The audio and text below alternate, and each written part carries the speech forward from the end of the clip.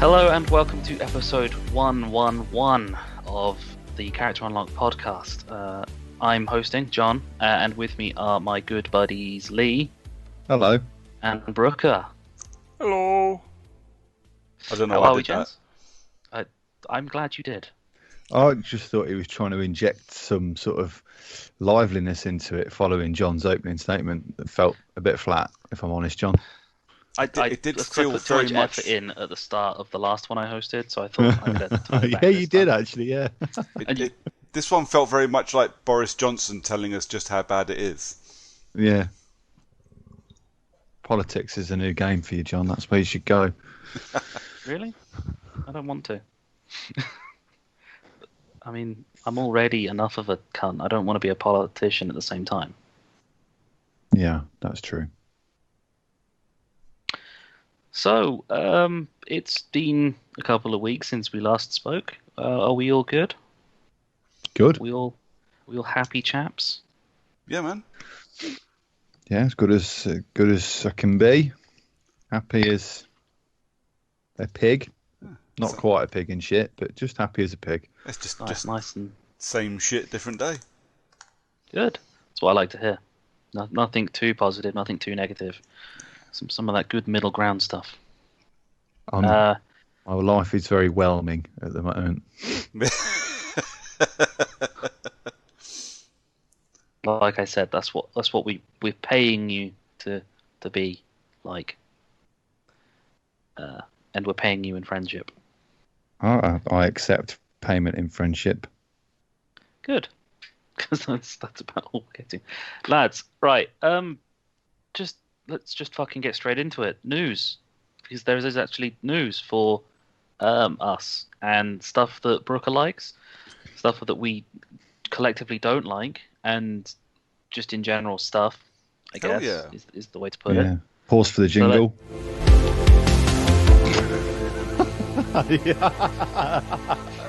No. Dick. News stuff, right? Brooker, let's start with your favourite news of all, which is that Resi 8 is a thing. You saved my favourite news of all. It's not really how it came across when it was announced. Now, was it?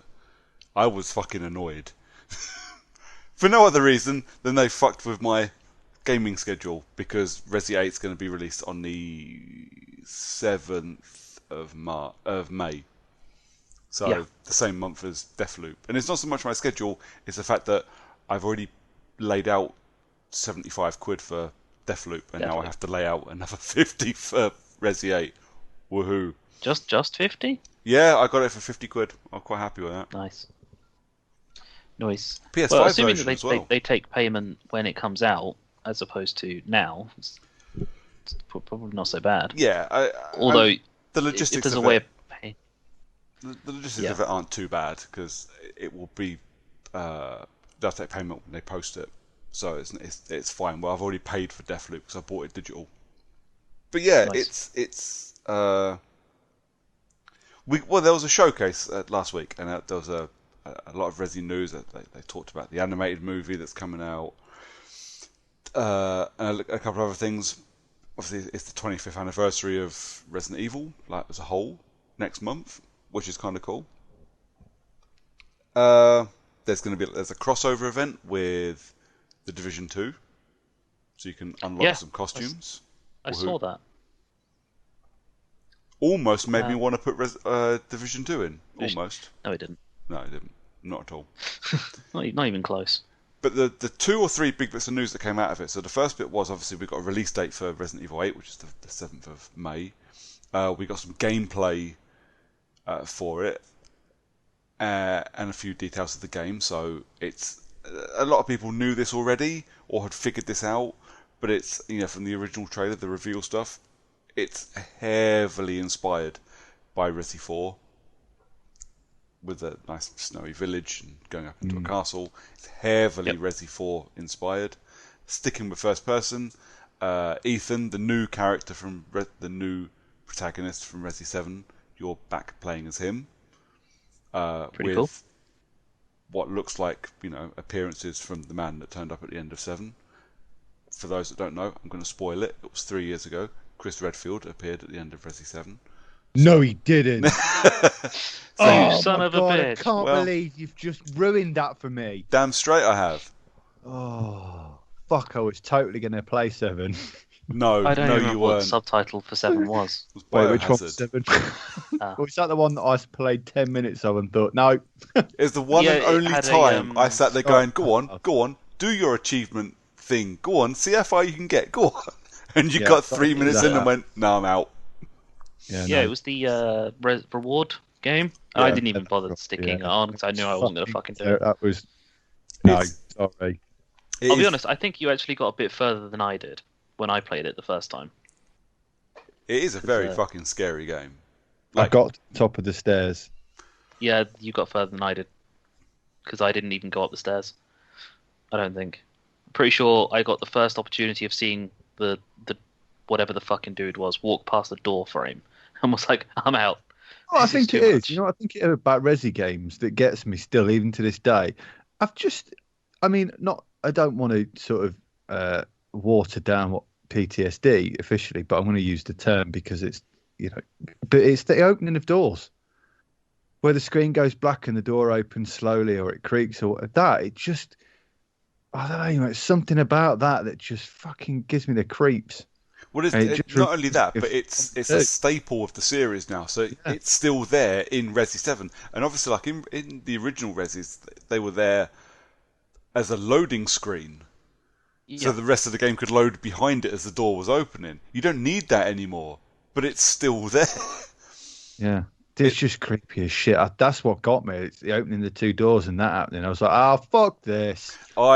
So Resi 7, there's quite a few games that do it. As much as I love horror stuff, the thing with games, and I've said this a million times, the thing with games is you don't just get to sit and passively watch. You have to be that idiot that's running up the stairs. You have to be that dickhead that's making the stupid decisions to make the horror happen. And you can't look away or hide or leave the room while something scary happens because the game's just going to be Sure, you sitting there can, waiting for can't you. you? Well, you can't because you can't see what's happening. You don't know what's going on in the game. The game just sits and waits for you to come back and sit down and go, well, now are you going to press forward so we can get this shit over with? And even I, like and Resi 7 especially, and we'll talk about Resi 8 again in a minute, but Resi 7 especially, I like an hour, 2 hours tops, and I was like, this is so fucking stressful. The scares and it, and the thing with Resi 7 I think took me 8 hours maybe to finish. I'm not sure, really, but it's only really a full-on horror game for about 3 hours. And after that, it turns into like an action horror thriller thing, and it's not really that. Any other Resident Evil. Well, yeah, so it's not really that scary. There's a couple of scares that appear, and they really got me because by that point I was just like, "Ah, fuck you, I'm going to be all right." And then jump happens, and I literally just shit in my living room. But the playing that first 3 or 4 hours is so it's so stressful on my little heart. I have to just go, no, I need a break. I'm going to make coffee. Making coffee is probably the worst thing. What I need is probably a joint. But Yeah. just to chill the fuck out for a bit and then get back into the Texas Chainsaw horror that's on the screen. But and the thing, and 8 looks to continue that a lot. So they released one of the other bits of news that came out in the showcase was they released a PlayStation 5 exclusive demo, in quotes. It's basically a tech demo. It's to give you a feel for the atmosphere and the music and the surroundings. Show you what the engine looks like. The engine looks gorgeous. This thing's called Maiden, and you don't play as Ethan. You just play as the Maiden, and you have to escape the castle that you're in, or that most of, or what, the majority, I'm guessing, of Resi 8 is going to be set in. And again, it's a combat-free demo, so I know there's going to be no fighting. It's going to be all running away or whatever. But it's just the atmosphere. It leaves you so tense. I'm 50% really excited to play Resident Evil 8. I'm 50% absolutely terrified about what it's going to do to me, because horror lover or not, man, those games fuck me up. Yeah. So large no. Yeah, hard pass for sure. I quite like stressful horror, so I'm really looking forward to it.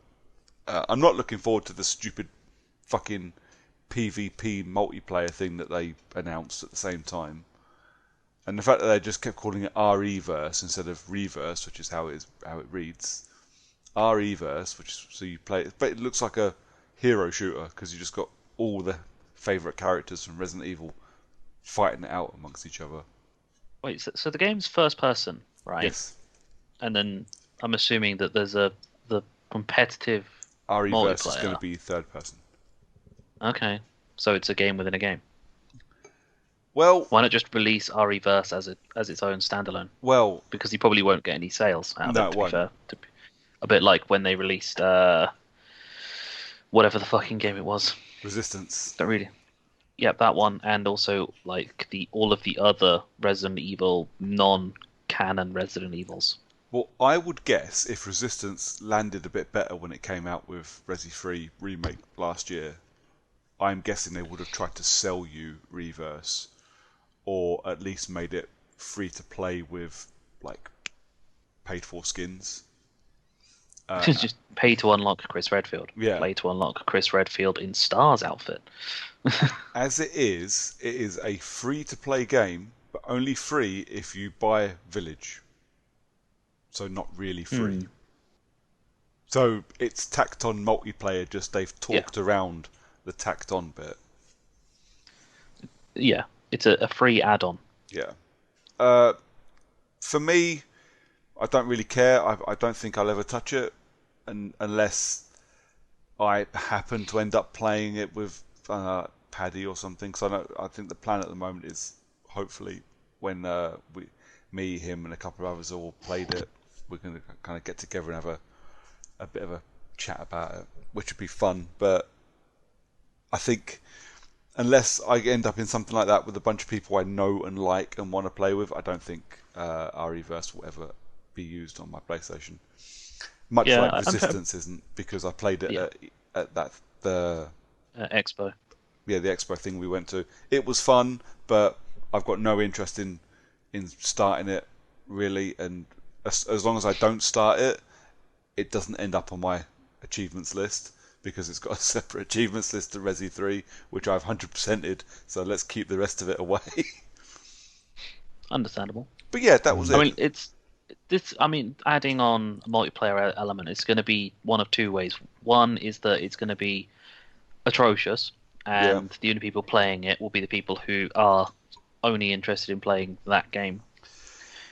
Or B, it's going to be really good, but still no one's going to play it, because the only people who play Resident Evil games are people who like Resident Evil games. Yes, regardless of what multiplayer you add to it. Multiplayer Resi games I don't think there's a big enough market for it. There was literally Mercenaries. That was pretty much it. Yeah. Before this. Zero was multiplayer. It was 2-player, wasn't it? Was it? Yeah, I'm sure it was 2-player. Yeah, I'm. But that's not multiplayer. That's co-op. Yeah. Well, yeah, it was yeah, okay. Same as because Resi 5 and 6 are both co-op as well. Right. Yeah. Sorry. Yeah. My bad. Resi 4 has a multiplayer element to it, but like I said, it's Mercenaries mode, where I don't really know anything about it. No. It has its own achievements list, but it's still something I don't really know anything about because I never really tried. No. Yeah. So. But you're both looking forward to and not looking forward to Resident Evil 8. Yeah, I mean, it's one of those games. I know I'm going to love it, but at the same time, I know it's going to scare the living shit out of me, and there are going to be it's times coming out at a time when it's annoying. And yeah, and that's frustrating because I can't spend all month playing it because I've got another game coming a couple of weeks later. But it's it's Resi. It's a game I quite literally grew. It's been 25 years.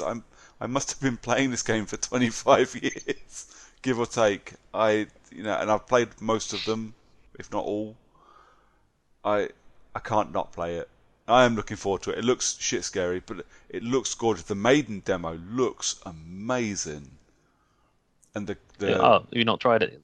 Oh yeah, I played it. Yeah, Oh right, yeah. That now I understand. yeah. The maiden demo. Brain fart. It looks gorgeous, sounds amazing, and the new characters for this one, these weird vampiric looking three sisters and them tall mum, super tall mum. Yeah, looks great. Can't wait. I'm both scared and aroused. A little bit. Although, the emo in me, I think fancies one of the daughters a little bit more. But I don't know why. Depends where they suck the blood from, though, doesn't it? I don't care. Well,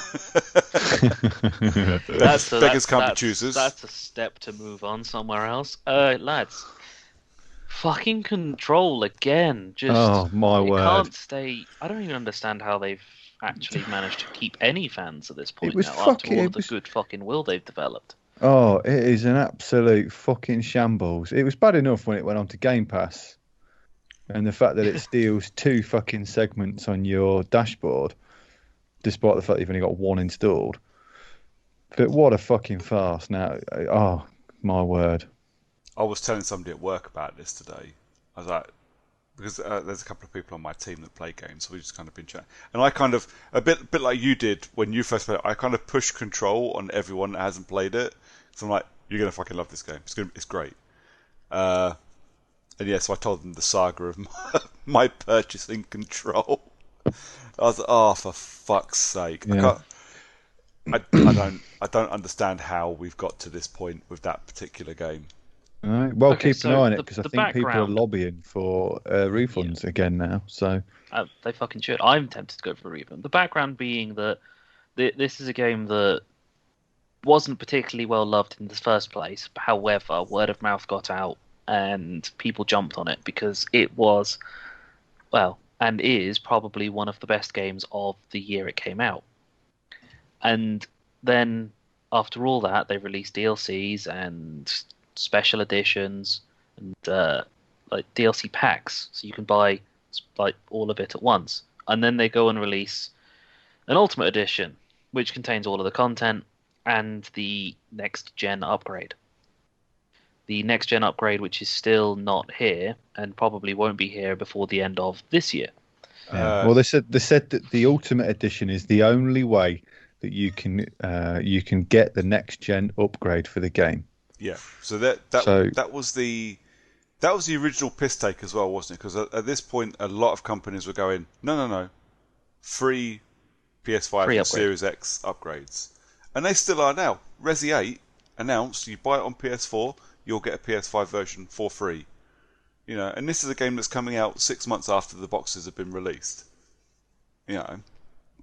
But Control, not Control, and I don't think Remedy. I'm pretty sure this is 505. Have gone, no, you can have your PS5 and Series X version if you buy the Ultimate Edition. So Yep. people That's that how have they bought, put it down, was that you buy the Ultimate Edition for the free upgrade. yeah, So everyone went out and bought said upgrade yeah. after. I mean, most people did. Almost full price game. Well, I think I bought it 30 quid, and not because it was on 30 sale, quid. because I got cheaper fun bucks. So it cost me 30 quid to buy the £35 digital game. Yeah. I and bought then mine in a sale, so I wasn't really affected that bad. I think mine ended up being £15. Yeah, well, that's it. So when it's full price, when they were telling everyone to buy it, then it's dropped in price in weeks. It was coming down to 15 quid. Then it's been in every Xbox sale, and I presume probably the PlayStation ones too since. Yeah, it was in the place that I saw somebody complaining today. It was in the sale that ended last week, and they picked it up for 15 quid. Oh, there you go. And then it went on to Game Pass. Yep. So anyone that's got Ultimate, which is 18 million people, Yeah. you Now know, have access to Control Ultimate now have Edition. access to the Ultimate Edition. Even though the Ultimate Edition, bearing in mind, isn't actually out yet, No. because it's still just the base edition. And then they announced that early February was going to be the release date for the next gen upgrade download. Funnily enough, which is February gonna- 2nd. Yeah, which is going to have a resolution mode and a performance mode, as pretty standard with most upgrades for PS4 and PS5 and Series X now. Yeah. And then, obviously, last week it got announced that it's now on PS Plus. Yep. So it's going to be a PS Plus free game the first day that it's actually available to download and play the PS5 version. Yeah. It is literally like they've It's a come down fucking the Carry-On internet movie. and kicked every fucking fan and person that's bought it in the balls and gone, thanks for your money. Telling you, you know, Fucking hellfire. if there's any justice, these fucking people make another game that everyone's excited for, but no one buys it because they know what's coming. Shit like this winds me up, and I said to you guys on the I don't mind supporting Remedy. They make amazing games. They do, yeah. Every one of their games I've played, I've loved, or at least liked a lot. You know, I don't understand how they've been allowed to, or how 505 have been allowed to do this and face no comeuppance for it. It's absolutely bizarre. I think that you can tell if you look into their Twitter feed and their Facebook feed, they only ever reply to positive comments. Yeah.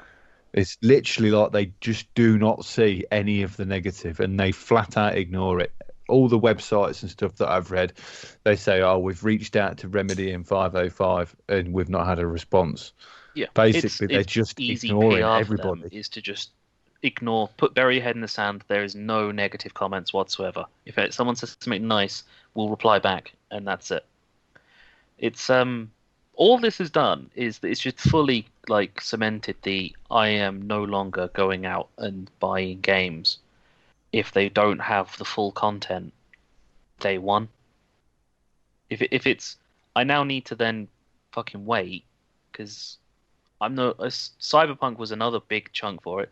Is the fact that they've pushed back essentially the next gen upgrade to the end of this year. I've now finished the game twice. Will you go back to it when you get a Series X version? Probably, because I still have a couple of achievements left to get, and they might even have some actual DLC at this point, or some additional content in some way, expansions. But I'm just Cyberpunk to start is one, and now Remedy's decision to put a unfinished game onto free. Well, wait till I tell you Before about the saga that was Hitman 3 when we get to what we've been playing. Yeah. Literally, now I'm no longer pre-ordering games. I'm buying games if they release and have all of the content, regardless of how excited I am for the game. And this is just every game now, including when Mass Effect goes, it's whatever Ultimate Edition. So you would expect a game like Mass Effect Ultimate Edition, because it's a remastered re-release of a game whose last entry came out, or the last entry in that particular one came out 6 years ago?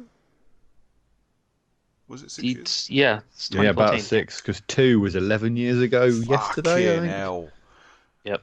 And all the DLCs out, I would expect the Mass Effect trilogy to be able to go out and pick up the Mass Effect trilogy on day one and everything just be okay, because there's nothing left to do to that game. No, that's the thing, is that you'd expect that, but it's going to be broken. It's going to be broken on launch, and it'll probably be, it's Xbox One and PlayStation 4 version, and the next gen possible, even it probably isn't even a next gen upgrade for it. It's probably literally looking at it going, we might make it so there's a performance and a quality mode for people playing on the next stuff. Yeah. Because it's just unreal how frequently games are coming out. And you can't even say that, it's the sign of the times for COVID and all that. No, people are putting out games that are unfinished and purposely gimped as opposed to actually doing what it is. Because you can't frequently just go, every game coming out, it's broken on launch. Yeah, I get it. It's the same old trope of what happens in every business across the planet, is that everyone's got to meet KPIs, yada, yada, yada. Games used to take 4 years to make. Yeah. But now they're so complex and so intricate and so big and so much more work has to go into them from much larger teams and requires much, more intervention from management and cross-reference and all, and all the shit that goes into making a game. But they've not changed the amount of time they've given themselves to make it. No. They're still saying, "Oh, it's going to be 4 years." So when it gets round to that end of the 4 years, they're going, "Fuck, the game's not ready. I'll just release it and patch it afterwards. It'll be fine." Yeah. I don't mind games being unfinished because they can I don't know, man. I put kind in of do. DLC. Okay, right. Okay, so maybe unfinished, not quite the right word for it, but releasing games that are not in a perfect state. So it's like you're looking at it going, okay, it just needs a little bit of polish. Oh, there's a couple of things they couldn't really test out without putting proper server checks in place. Like if a game's got multiplayer and it's a bit fucked because for some strange reason, like they couldn't do proper server load balancing or whatever. Because Battlefield and COD, every time that they launch, there's always issues right from the go because you can't test the sheer volume of players going onto your game day one right after the first patch in play testing. You just can't. But to put a game out and say, oh yeah, it's finished, and then to release the game and it's broken. Unfinished is one thing, but broken is completely different. And I'm sick of it to the point where I'm buying games now no longer on pre-order. I'll buy them when they launch, assuming that they're actually playable. Yeah. Yeah, I get that. I still haven't bought Hitman 3. I was excited for Hitman 3. I'm gonna get Hitman 3, but I wasn't gonna pre-order it, and I'm glad I didn't because it's now a week later. Yeah, we'll get to Hitman 3. And I'm still seeing reports of things being broken on it. So yeah, we'll talk about Hitman later. So. But yeah, this culture of release quick, release broken, and fix later, I don't like. I don't like what it means for games. I don't like that it has companies crunching. I don't like that it means I'm paying 70, 80 quid for a game and it's not fit for purpose. It's a bad culture, and I think there are things that are helping. I think Game Pass is a big part of that. So I have so far heard nothing but praise. I've know it's only been technically available to people for about 3.5 hours at time of recording, but I've heard nothing but praise for the medium so far, and I've heard no issues with it. Touch wood. Yeah, I've not seen any issues. I've seen people with less than favourable reviews, but that's not unusual. So far, the only bad reviews, or rather less favourable reviews, have always been technically speaking as opposed to actual contently speaking, and that's a nice segue, I guess, onto the only other news, which was that the Medium got released. At 5 o'clock today. And the only complaints that I've seen have been because people are saying, oh, but it's only playing at whatever frame rate, at whatever resolution, because it's even though it's a next-gen game, and people are complaining, saying it's not 4K at 120 FPS. But it's been built as a next-gen game. That's exactly how it was designed to play. Yeah, it's a next gen game that's running essentially two games at once, and you can't feasibly expect a studio to put two games in one game and still get that ridiculous quality. The fact that it's coming out at I think in 2-game mode on the Series X, it's coming out at 900. Yeah. 60 FPS, which is probably as close to 1080p. It was. Like, no one's really going to notice that much of a difference. Yes, it's going to look a bit crappy, but for the most part, a lot of people will just have their TVs that have fake HDR forced through it anyway. Yeah. I mean, I can't speak to the technical aspects of it yet. I've seen people not enjoying it, which is different to people saying it's broken, obviously. I haven't had a chance to play it. I wasn't going to start it today and play it for an hour. That's going to be my Friday evening and Saturday evening, I think, this week. So, it looks great. I can't wait to play it, but the technicalities of it I can't talk on because I haven't seen it.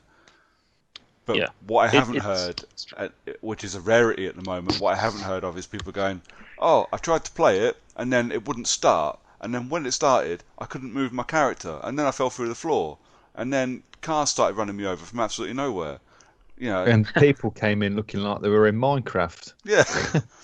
Yeah, and people just standing there with fucking T-pose. yeah, with no faces, looking at you, Unity. Yeah. But and as long as again it's only been out for 3 hours, so I can't, these things might appear. There has to be a big caveat to everything I'm saying here, but that's what I want out of these games. But these, the guys that made it ain't perfect. I watched footage the other day of someone playing Layers of Fear, which is one of their best games so far, and I saw it being played in early access, and it was fucking horrible. It was some of the worst frame rates I've ever seen in a game. And they were paying people. They were letting people pay to play this. Fucking hell. But Yeah. times I change. mean, I saw some people on Reddit putting comments in saying that, oh, it's a Bloober game, I'm not interested, just because they saw Blair Witch or something. And they thought that Blair Witch... Because Blair Witch wasn't exactly a brilliant game. I've still not played it. It's still... it's Blair Witch game. It's pretty much exactly what you expect it to be, as far as I'm aware. But people are just like shitting on it because it's a company that have released, how many games? 6? Yeah. And a lot of they're all horror games, and some of them apparently are exceptionally scary, and then people are only interested because their last game happened to be not great. Oh, lads, Layers of Fear is fucking terrifying. Yeah. It's so scary. I love it, but it's so scary.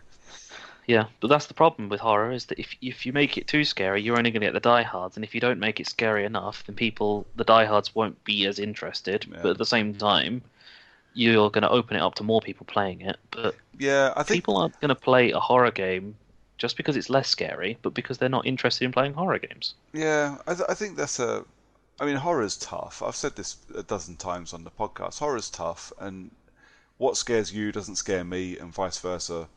And it's the same with films. There are certain films I can't watch because I physically cannot stand watching them. But I've not found America. Fuck yeah. No, that's just shit. I just don't like it. But Sausage Party. That was shit as well. No, I can't watch. I can't watch disaster movies. I hate them. Flat out hate them. They set my anxieties off. I can't watch a Sausage Party. No. But I think you could, really.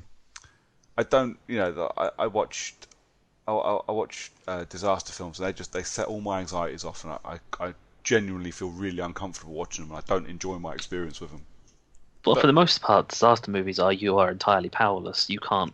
It's putting in a precedent that is everything that's happening in front of you is nothing you could control if it was to happen to you. Well, that's the point. That's why I don't like it.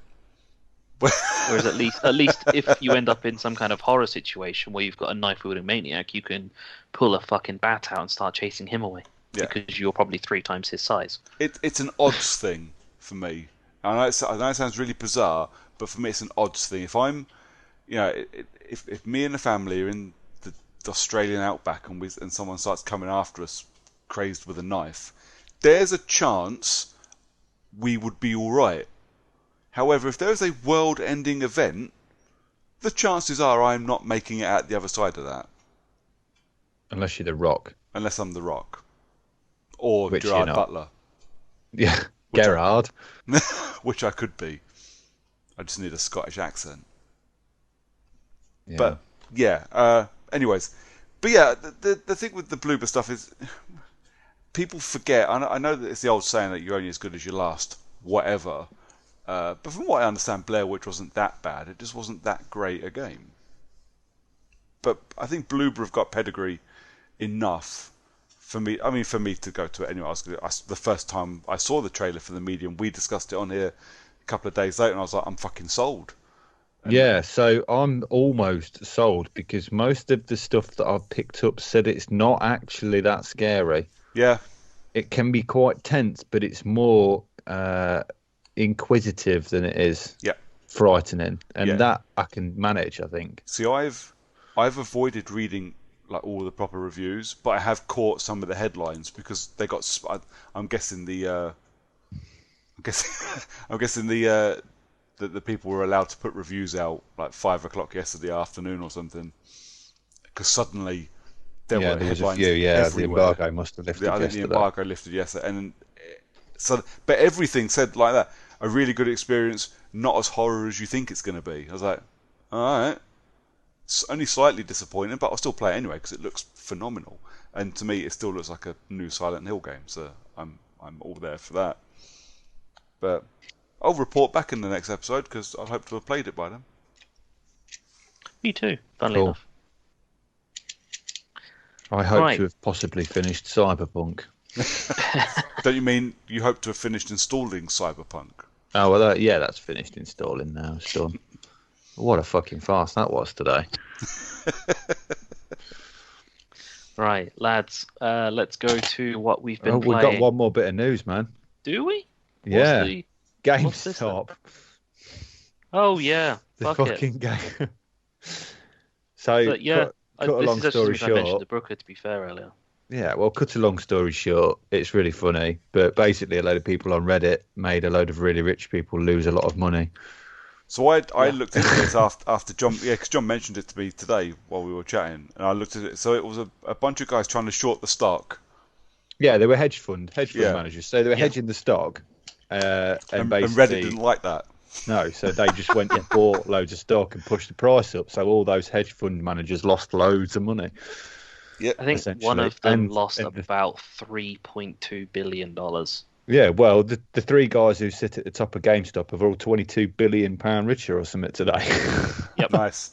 And it's nothing. It's just invisible fake fucking money. It's just bonkers. It's This is fucking why I bonkers. will never ever try and do stocks. It's it's completely beyond my understanding. The thing is that now there's loads of people, especially Redditors and just in general, everyone who saw it going, like myself included. Well, all of those small trading apps have all Yes. blocked you being able to actually do anything for Yep. GameStop, Yep. with the exception of hedge fund managers and bankers who can still do it. Yes, So basically, they've stopped the little man because the big man's losing money.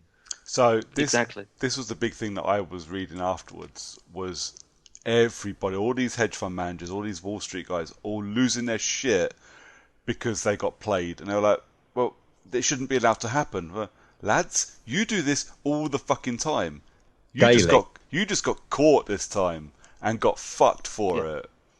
You picked a fight with a company, well, the only American company that supplies both used and new video games to the entire nation. A company that was going to go bust this year, more than likely, due to everything that's gone on this year. And you got caught doing it, so obviously people decided that they were going to do something about it for once. It just happens to be that it's going to be it's not going to keep happening. Every time that they decide to do it, they might get a bit of a group of people, try and stop it, but it'll never be the same quantity ever again. They got caught doing it to the wrong company. They just need to just fucking take it on the chin. But what will end up happening is that there'll be a full investigation from the FCC or something stupid, and they'll get their money back. Because I'm pretty sure at least one of the hedge funds has already taken on a 2.7 billion investment from people already. So it's like they lost a load of money, but they've already made it all back anyway because people have just added extra funds to them. So they've made a loss and then got a load of money back, free money back in donations, and they'll probably get a big chunk of money back from the FCC because the FCC will say that, oh, insider trading or something because they were discussing it on Reddit. Or something stupid. I would kill to see the SEC try and prosecute that. That would be hilarious. Yeah. Well, there's a lot of people on Reddit who have said that they bought their stock and then they made a fortune out of it, and now they can actually afford to do cancer treatment or things because they've done that. It's like they played to the lottery on stocks and came out with it with money, a big chunk of money.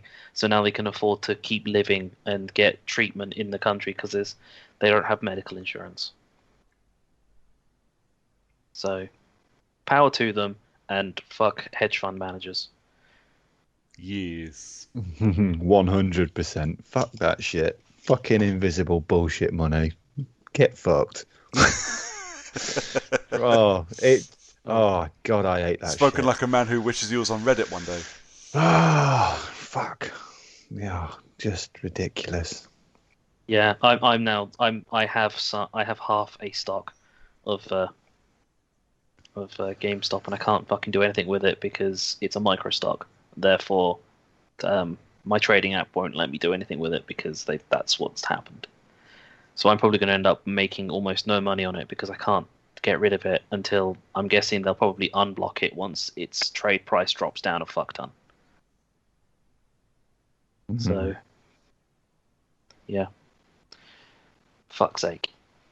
Right. Let's move on to what we've been playing, and I will let Brooker start.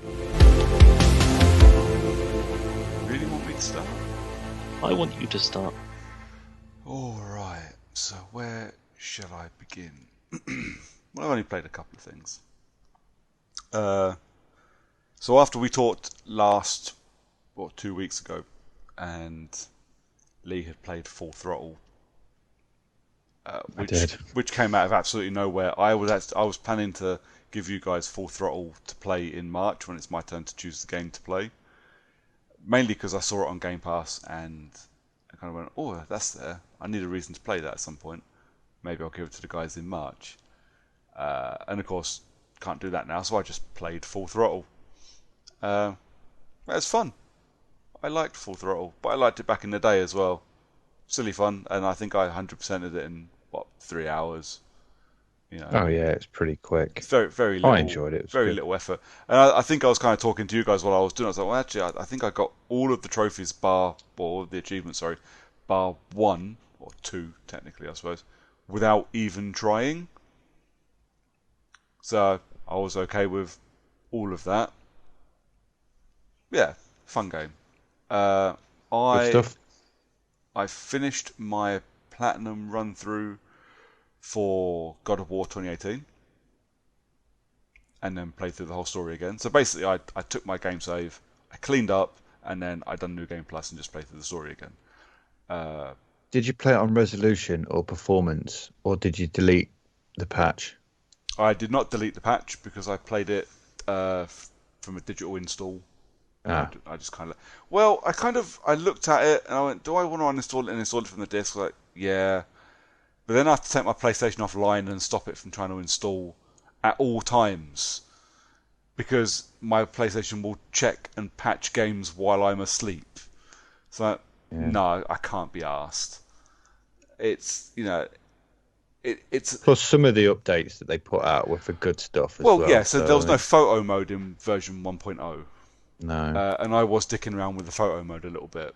I don't do much with photo mode, but I kind of wanted it there. So, you know what, I'll live without it. I played it in resolution mode. Yeah. I don't need it in performance mode. I was playing it on PS5. See, I don't normally... I don't normally mind. I do agree. It needed the God 60 of War frames. really obvious.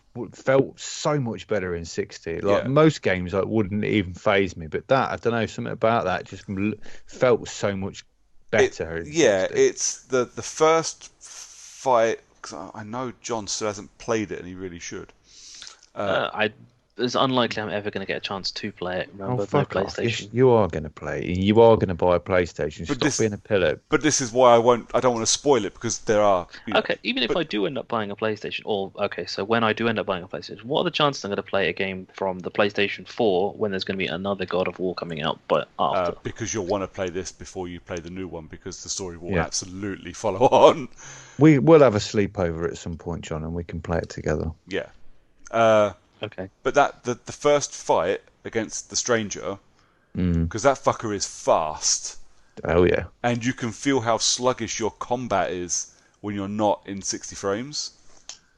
It does feel slow. And I do, like you, I don't usually care about 60 frames in games, but I do think it needs it. That being said, I didn't need it in performance mode because I was playing it on the PS5, so it already had the boosted performance. So sticking it in resolution mode, everything looked gorgeous, as it did on the PS4. To be fair. Yeah, the thing is now for me is when I played it originally, I played it on the PS4, and then about 3/4 of the way through, I got my Pro, Yeah. and I noticed the increase then. Yeah.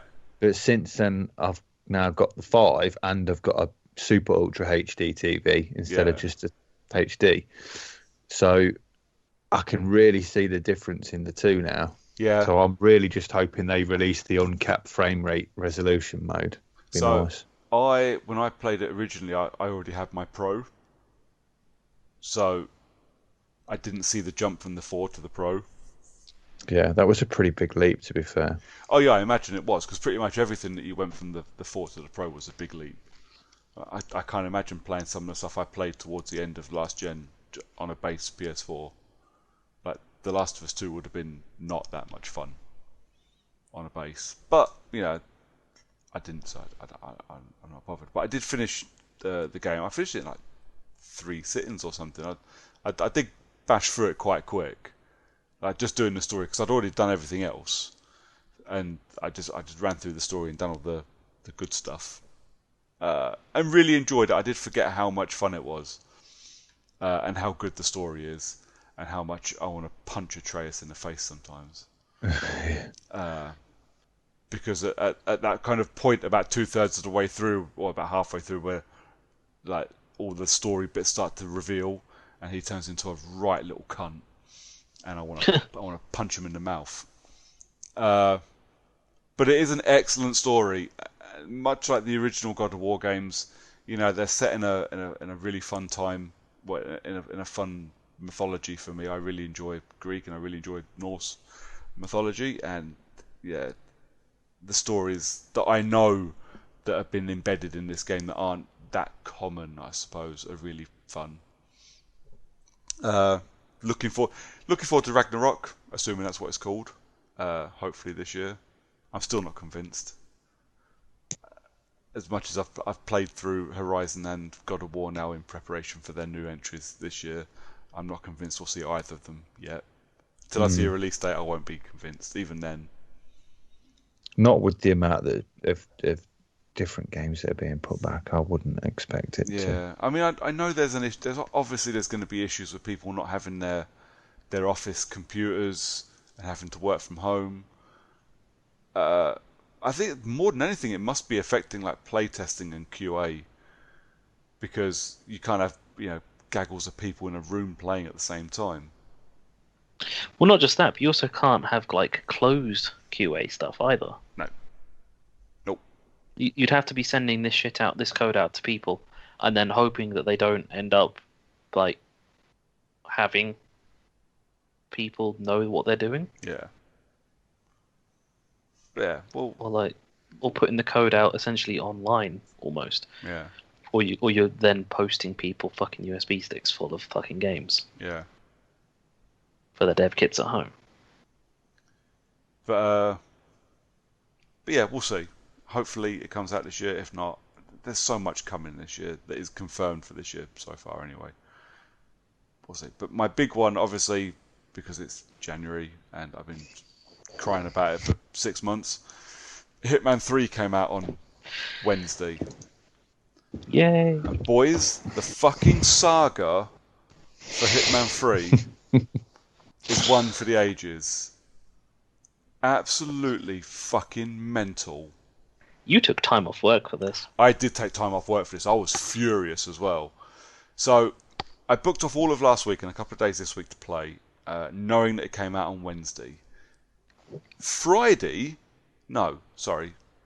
2 weeks before it came out, they announced that the game wouldn't release until 1 p.m. Wednesday. So didn't matter if you were digital or physical, because you can't play the fucking game without servers, and the servers wouldn't switch on till 1 o'clock our time. That was to make sure that the guys from IOI were all in the building ready to support the game, and nobody would have to be working overnight. Well, that was annoyance number one. So the fact that of my first 5 days off, 2.5 of them was spent going, I'm just sitting waiting, watching a countdown timer. That's fine. I knew it was coming out on a Wednesday anyway, so it wasn't that big a deal. In the same announcement, they said it was already announced that you're going to be able to bring over your profile data and all your unlocks and progression and everything from Hitman 2, and that included if you would played Hitman 1 within Hitman 2 like I have. For those that don't remember, I bought Hitman 2 on the PlayStation specifically because that was announced, because at some point I want to play it in VR and I want all of my unlocks. So I bought the gold edition of Hitman 2, which meant I could play through 1 and 2 and unlock everything I wanted to do. That wasn't going to be an in-game thing, even though, again, you have to be connected to IOI servers for this to play, and they're using the same servers because when servers started acting up in Hitman 3, it was causing issues on Hitman 2 as well. So they're all on the same servers, but no, it's not a server-sided fix. You have to go onto a website, log into your IOI account, assuming you have one, take your, like the fucking Bethesda shit with Doom last year, take your attached Xbox or PlayStation account, tell the website that you want to move the profile data that's on your PS4 account or your PlayStation account and convert it to a Hitman 3 profile so you can play it. Their announcement said there would not be, the website is not up yet, but will be released, will be made active before the game releases. Which technically they didn't lie about. 15 seconds. 3 minutes before the game was due to unlock, the website went live.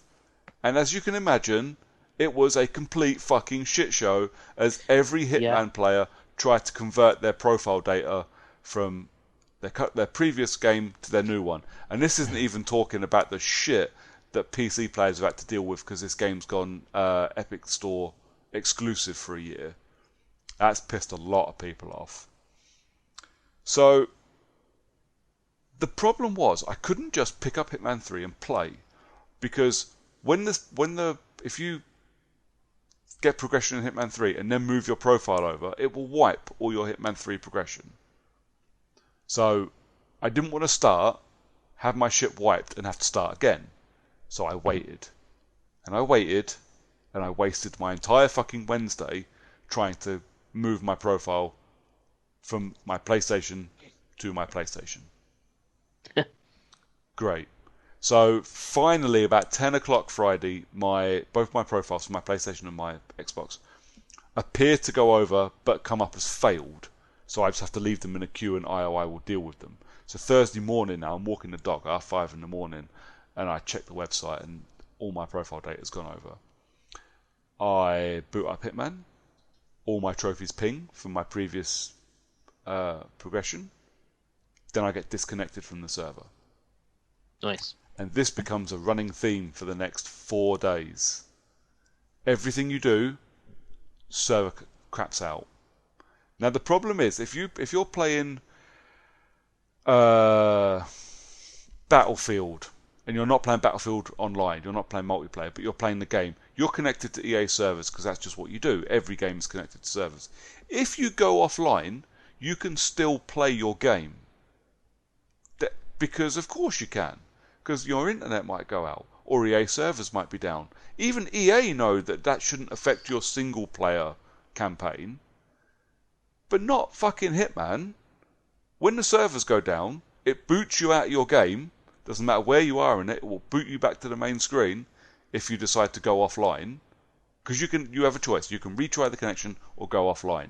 If you retry, you'll just keep hitting retry all day. If you go offline, it takes you back to the main menu. When you go offline, you don't have access to your challenges, your escalations, your profile, your career stats, nothing. There is no fucking point in offline mode. If you play the game in offline mode, none of the challenges unlock. Nothing. So once you go into offline mode, you may as well just turn the game off. It took me 2 days, I think, to get through the story for Hitman 3 until they'd done a server patch Monday evening, and I was back playing it as expected on Tuesday. The last day of my leave that I'd booked off specifically for Hitman was the only day I could play the game without problems. That's fucking brilliant. You have no idea the rage. I'm sitting Oh, I there, do. I should have just fucking picked. I should have just taken this week off and let the game burn 3 days on its own last week. But I was so excited to play the game. I was like, well, and I know IO have had issues with their servers with previous Hitman games because I bought both of the previous Hitman games on release day. I thought they must have fucking learnt by now, because the last 2 times they just kept blaming the publisher. Well, we can't blame the publisher now, lads. You're the publisher. So, bit of extra provision on your servers shouldn't be that difficult. No, arseholes. That being said, now the game plays as I want it to play, and I've had the chance to play it. It is everything I wanted it to be. It continues the story that finished in that was left on a cliffhanger in Hitman 2. And I know Hitman's not the greatest for story. It's not why people play Hitman, but the story is excellent. What they've also done is evolve some of the missions. So your average Hitman mission is walk into area, find weird and wonderful way to kill target, leave area, preferably without being caught. Occasionally you get an extra thing, like there's a mission in Hitman 1 where you have to go and destroy a virus. There's a mission in Hitman 2 where you have to get a data core from a bank vault or from your targets, depends on how you want to do it. You're given the option. So occasionally you get an extra thing turn up in there, and that's the same in Hitman 3. There's at least one mission where you have to do a specific thing outside of kill your targets. But the evolution of some of these missions, so your first mission is kill 2 targets and leave. Your second mission is the widely publicized Dartmoor mission, which has a mission story in it that basically plays like an episode of Poirot or like Knives Out. It is the most fun I think I've had with Hitman. Just dressing up as a PI and just investigating this death in a house that's got nothing to do with me. It's brilliant, but it's so clever as well, because you walk into this map, and I won't spoil anything obviously because there are other people that are going to play it, but you walk into this map, and assuming you're playing this particular mission story, you have access to everything. It's a completely open map. People are inviting you into rooms. It's the complete opposite of how Hitman plays usually. You could just freely walk around and do stuff with no regard for anyone that's around, and it is a fucking blast. The mission after that, it's got like an extra thing that you have to do in the mission that puts you, once you do it, it puts you into a linear section of the game. You only have to play it for the first time as well. When you go back to a mission later, you don't have to do these extra bits necessarily. It's a bit like there's a mission in Hitman 1, I think. Yeah, it is Hitman 1. Colorado, where you've got like 4 targets to kill, and then you have to escape via a specific room because it's part of the story. You have to do an investigation. Once you've done that for the first time, you don't have to escape through that room anymore. 12 other exits are available, and you can just take one of those. And the same goes for this one. But for the first time you play the story, the first time you're on that map, you have to play through this like escape mission once it's done, and it's super tense because Hitman plays best when you're not in combat, and suddenly you're being forced into these sections that you're going to have to work really hard not to get into combat. And it's really tense, really stressful, really, really well done. But it just keeps going on and on. The mission after that is a fucking German nightclub. There are 10 targets that you can kill. You don't know where any of them are. You have to find them first. And it's brilliant. And then the fucking thing the end mission is going to divide audiences, I think. I fucking loved it, but I know there are going to be people that fucking hated it because it's basically a linear corridored mission. There's no mission stories, there's no challenges, there's no nothing. There's just finish the story. So I think it's going to divide people. I thought it was fucking great. But yeah, I've been through it twice now. So I've been through the story, seen all the story play out, and then I've gone back and I've done every mission that has a master difficulty. I've done that with, the old classics, the silent assassins that no one sees you in the whole game, or if they do, you kill them. Suit only, so you don't use any disguises, and sniper assassins, so you only kill people with a sniper rifle. Did you do suit and sniper assassin at the same time? All three at the same time on all the maps. See, I did suit, silent, master assassin on my first go. I'm sure you in did. 11 seconds, but unfortunately, those speedrunners, bastard speedrunners, beat you by 2. The thing is, like the Berlin nightclub one, I think I was texting you guys while I was doing it. I was like, this is so... I've never reloaded a game so fucking much. The timing has to be so precise, and I couldn't figure out another way of doing it. But the timing for this one specific way of doing it, I found it was pure luck when I actually got it done. And I was like, because you can only have one save on master difficulty, and I saved it just before it happened. I was like, I really want to save it now, because if I fuck up getting out of here, I'm gonna have to do that again, and I don't want to do that. But that's half the fun for the challenges in Hitman. I played a couple of mental escalations. That's my only other complaint with my Hitman purchase. Obviously I chose to. I bought the deluxe edition of Hitman 3, which has a bunch of extra suits unlocked and a bunch of extra escalations for 30 quid more. 30? No, 20. So it's $59.99 for the standard, $79.99 for the deluxe edition, so for 20 quid more. You don't just unlock the suits, they're not there. You have to finish the escalations that you get as your deluxe thing to unlock them, which for me doesn't bother me, but I was like, you've basically paywalled bonus missions, which is a bit shit, and you can't, and you at no point have you actually mentioned that those suits are tied to those escalations, which was a bit shitty. Personally, it didn't bother me that much. I played the escalations; they were fucking mental, like absolutely brutal in places, but so much fun. But yeah, bit fucking underhand. IOI have lost a lot of my respect for the way they've released this game, and it makes me a little bit worried for what they're going to do with James Bond. Because I'll tell you what, you really want to piss a company off, go to the people that take pride in their one and only IP, which is James Bond, and then fuck up a release like that. Yeah. Although I've seen the Eon, I think it is, the company that own it. Yeah. They've said that they are completely unhappy with every James Bond game that's come out beforehand. So this is fucking brilliant that they've said that that's why they're trusting IO with it, because they're making a whole brand new game.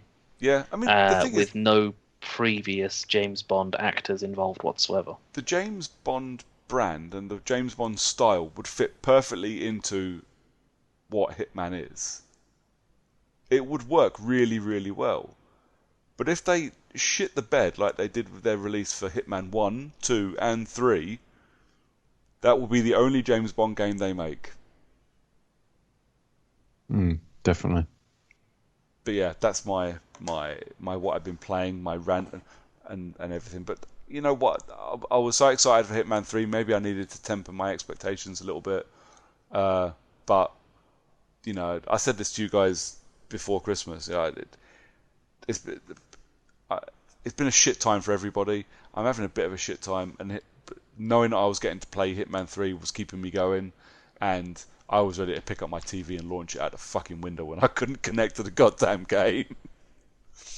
But yeah, now it's up and running. Loving it, absolutely loving it. We'll definitely be playing it more. Definitely want to, I want to put myself through the stress of 100% in all 3 games. In that, which will be stressful. Yeah, absolutely. But it's supposed to be, and I think I will get more fun than stress out of it, which is kind of what I'm hoping for. Yeah. Cool. Is that you? Yeah, so just expect for the next 6 months in what we've been Nothing playing but sections, Hitman. nothing but Hitman. Cool. That's what I like to I'm hear. happy if you're 'cause happy. that's the level of passion that we like. Passion spelled PASHUN. Nice. So yeah, Lee, you've played some games probably. You're good at that. What Have were I? they? So I have continued to play Dragon Ball Z Kakarot, and I finished it. And I also remembered that I'd actually bought the deluxe edition, so I had the DLC as well. The bonus stories. So, yeah, all in all, it was all right. I think for me, I think the downfall of that game is there was too much filler. It was all filler and fucking very close to zero killer, mate. So some of the fight cutscenes after like the big fights and during the big fights with the big bosses, they were fucking brilliant. They were visually and were spectacular.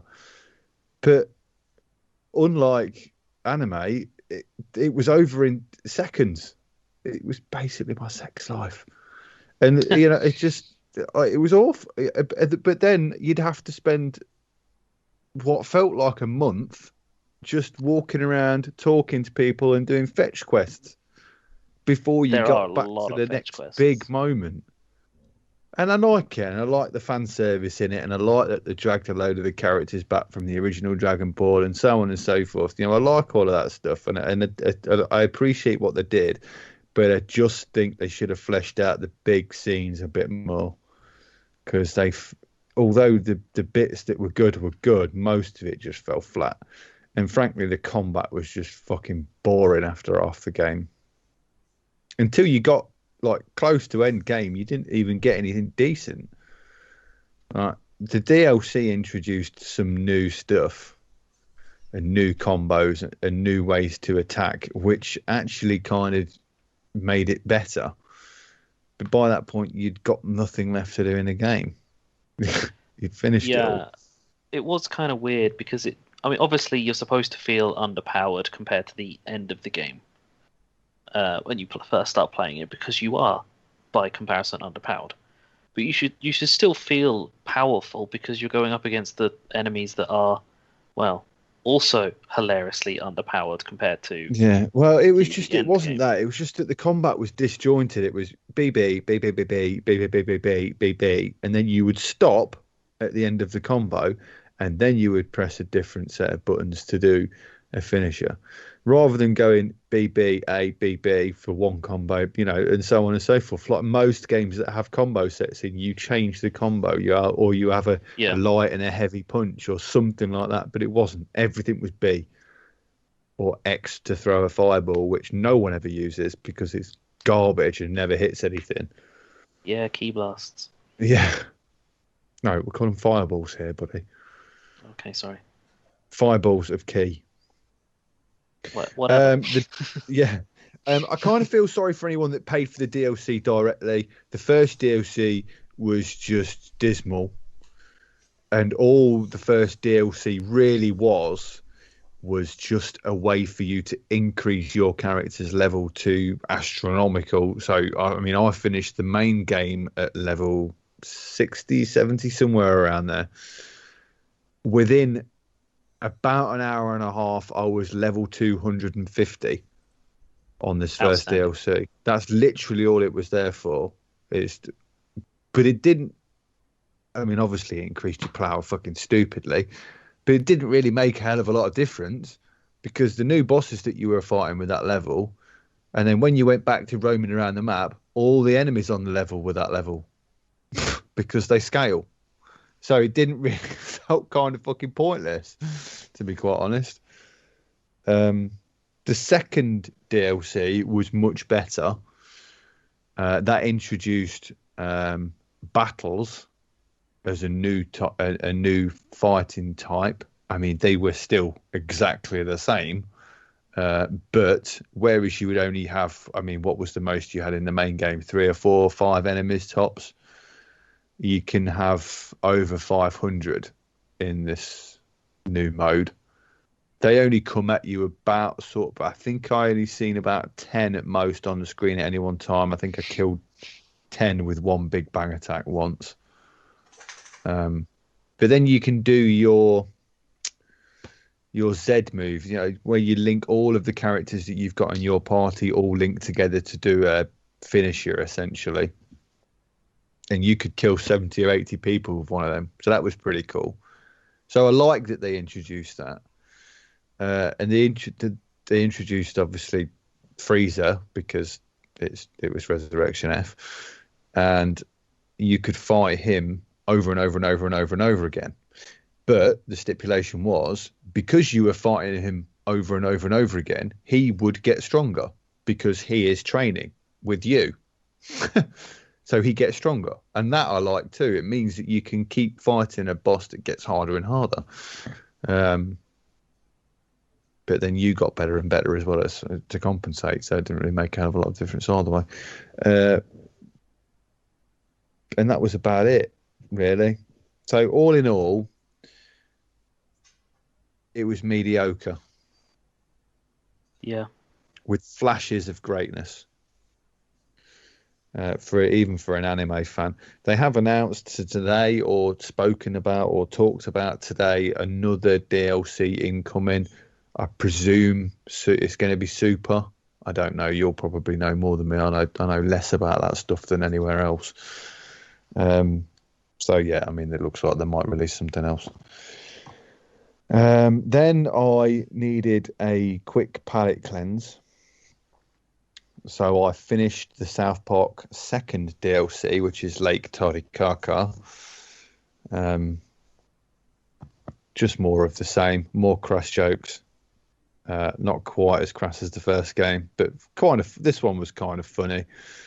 Mintberry Crunch comes back from space, and and then an alien turns up that shoots milk out of its head, because milk is Mintberry Crunch's worst enemy. I don't fucking know. It was utterly bizarre.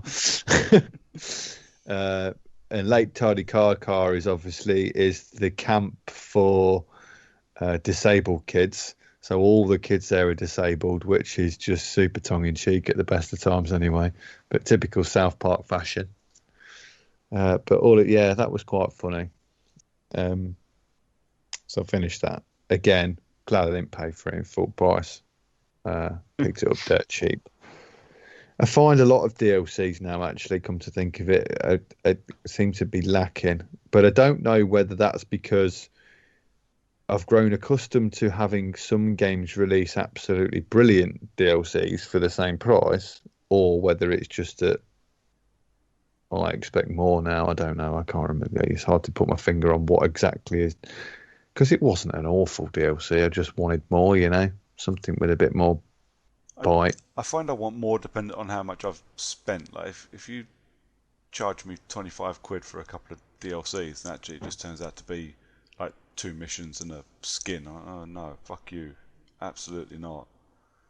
It's a bit like when you had the DLC for Saints Row. Like, this was quite expensive, and it was done in half an hour. Fuck you, man. I love the one games. time they make an actual good DLC, and then they release it as Saints Row 4. Well, yeah, that was money and bankruptcies and things, wasn't it? That was slightly different, but yeah. Well, this one was all right. I don't know how much it was originally. I bought both of them for about 7 quid, I think. And so I was perfectly happy with the money that I'd spent originally. Let's say probably 15 quid, I guess. And for that, maybe worth it. I was talking sort of 3 hours. It was okay. It was good. And from there, I went to play Shantae and the Pirate's Curse, which I played Shantae the Half Genie Hero a while back, and we spoke about it. And then a week after I finished playing it, Shantae and the Pirate's Curse came up on Games with Gold. And I did quite like the original as far as Metroidvanias go. And this one was I think it was a Wii game or a 3DS game, actually. In fact, originally, it was all right. If you like that sort of thing, it was all right. It was the same crap. It was, except that the main game was pixelated, probably because it was a 3DS game. But they had sharpened up the characters that like those sort of Japanese games where they just have an image of the character pop up while they're talking. They'd sharpened all that up. Nice. Still the same thing. Still glorifying young women with tight bodies and massive tits. Standard Japanese stuff, mate. Oversized, shiny tits on underage girls just freaks me out, man. Japan. It's a little bit different here. I mean, the main character is a genie, who's also a belly dancer. Of course she is. And then Rotty Tops is green and she's a zombie. And then there's the pirate lass. I can't remember the pirate lass's name. She's blue. I don't know. And there's a couple of others. It's very sexualized, but it's not. I don't know. It's hard to put my finger on it. But the game itself's actually not bad. The story's not awful. I mean, ain't nothing to write home about, but it was better than not having one.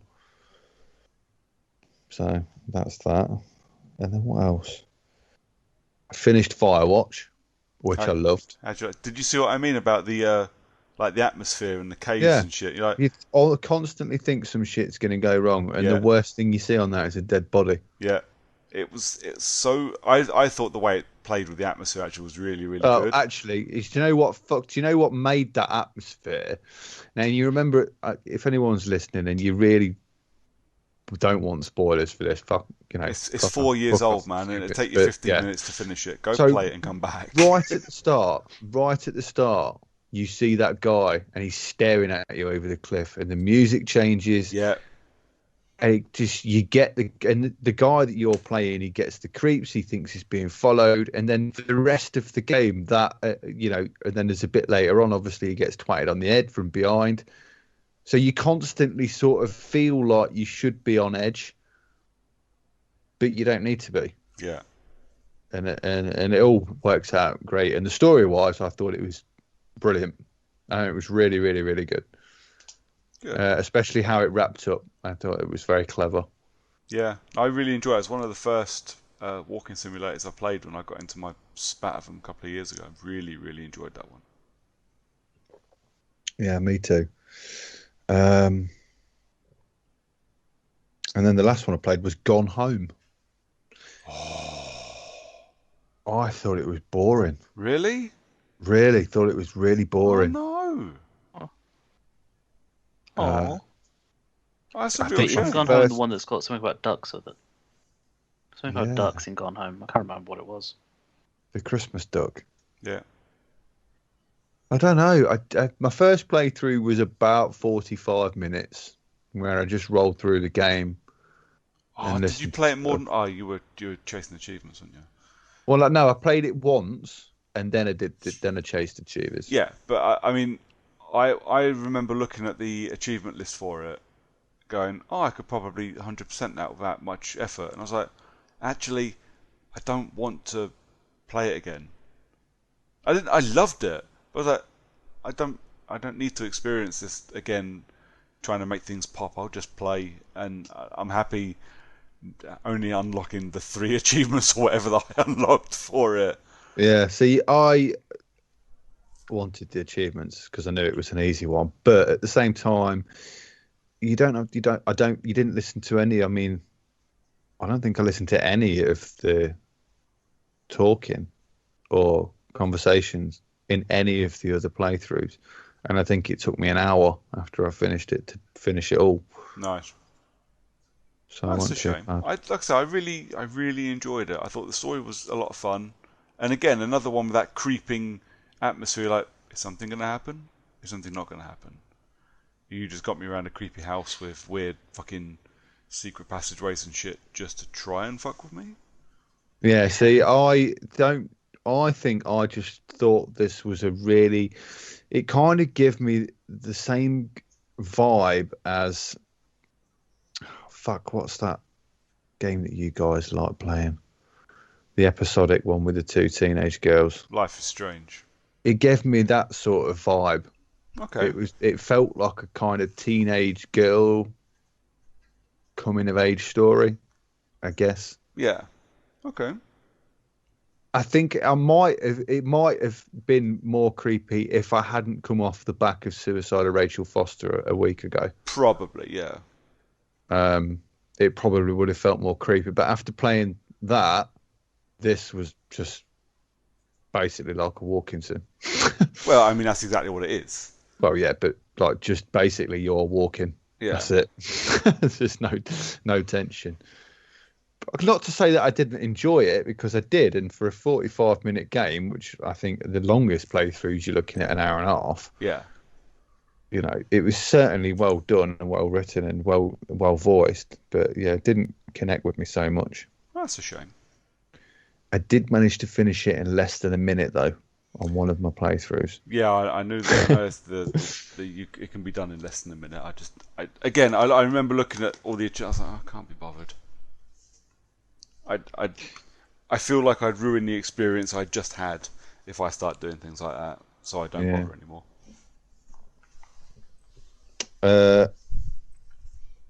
And I think that is me. Cool.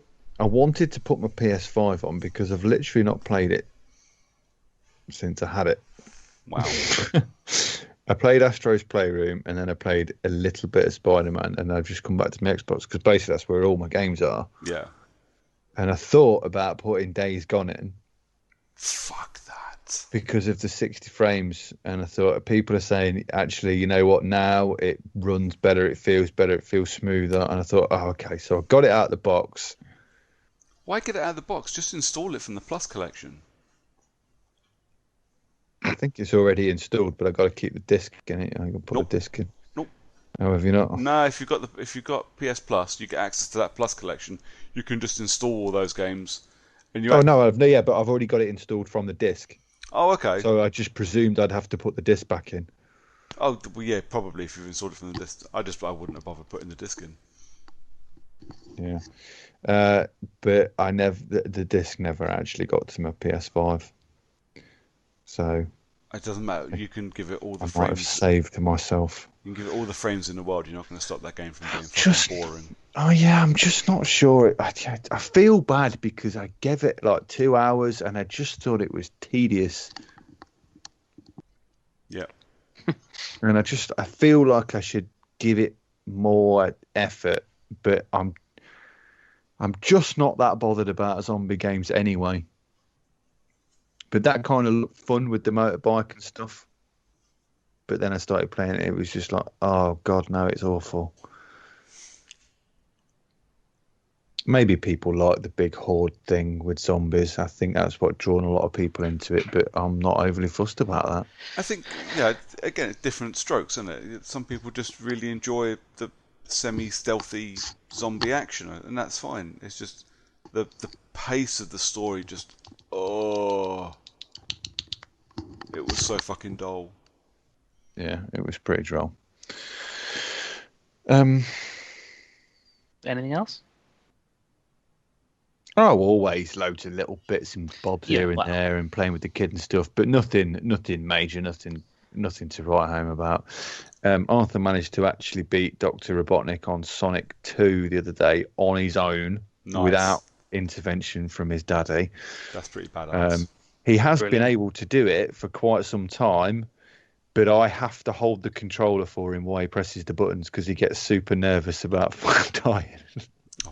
Which really tickles me, and so he's just cracking on with those now. I mean, in comparison, Nikita's I've lost her to Animal Crossing. Oh well, we did say that had happened. Yeah. Well, I say that she's still horribly addictive. She's still more interested, I think, in when she gets just time to herself. She'd much rather sit and watch Disney Plus shit on her tablet than play Switch. So I'm glad I spent all that money on that thing. Yeah. Nice. Yeah.